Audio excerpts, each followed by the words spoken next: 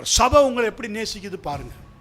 உங்களுக்கு ஒரு பிரச்சனை வரும்போது எப்படி அவங்க நேசித்து உங்களுக்காக ஜெபிச்சு உங்களுக்காக பொறுமையோடு இருந்து உங்கள் காரியங்களை செய்து உங்கள் மேலே எவ்வளோ அன்பாக இருந்து அவங்க உங்கள் மேலே காட்டுற சில சில சில ட்ரெஸ்ஸிங் நேரத்தில் சில பேருக்கு சுருன்னு பிடிக்கும். அதுக்கு ஒன்றும் செய்ய முடியாது. அதிக கனிகளை கொடுக்கும்படிக்கு சுத்தம் பண்ணுறாருன்னா நீ புண்ணும் சீலோடு வருவ. அதை பார்த்துட்டு சும்மா இருக்க முடியுமா? அப்போ அந்த ட்ரெஸ்ஸிங் பண்ணும்போது அந்த டிஞ்சர் படும்போது அந்த டெட்டால் படும்போது கொஞ்சம் சுருன்னு பிடிக்குமா இல்லையா? இல்லைன்னா உன் புண்ணு அழுகி நாற்றம் எடுக்கும். உனக்காக ஃபாஸ்டிங் இருந்து ஜெபிக்கும் போது சில வார்த்தைகள் வரும், உன்னை தனிமையில் கடந்து கொள்ளுவாங்க. ஜெபிச்சிங்களா? ஏன் இது வந்துச்சு? இந்த ஆவி எப்படி உங்கள் மேலே ஏறிச்சு? கடினமாக தான் இருக்கும். என்ன பாஸ்டர் இப்படிலாம் கேட்குறாரு? இருக்கிறது தானே கேட்குறாரு. அடைக்கப்பட்ட தோட்டத்தில் எப்படி வந்தது?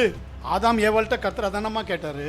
தோட்டத்தை காக்கவும் பண்படுத்த நீ எங்கே இருக்கிற ஆதாம்? நான் உனக்கு என்ன கொடுத்தேன்? நீ என்ன செஞ்ச? எப்படி இந்த சத்துரு உள்ள நுழைஞ்சு எல்லாத்தையும் ஸ்பாயில் பண்ணி வச்சிருக்கானே? எப்படி நீ அடைக்கப்பட்ட தோட்டமும் மறைவு கட்டப்பட்ட நீரூற்றும் முத்திகரிக்கப்பட்ட கிணறுமாக தானே இருக்க?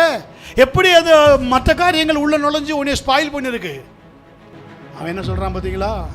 நீ தந்த ஸ்திரீனை மோசம் போக்கணும். உங்களை எப்படி ஒரு சபை நடத்துதோ, எந்த அபிஷேகத்தில் உங்களை நடத்துதோ, எந்த அன்பில் உங்களை நடத்துதோ, எந்த கண்டிப்பில் உங்களை நடத்துதோ அதை விட்டுறாதீங்க.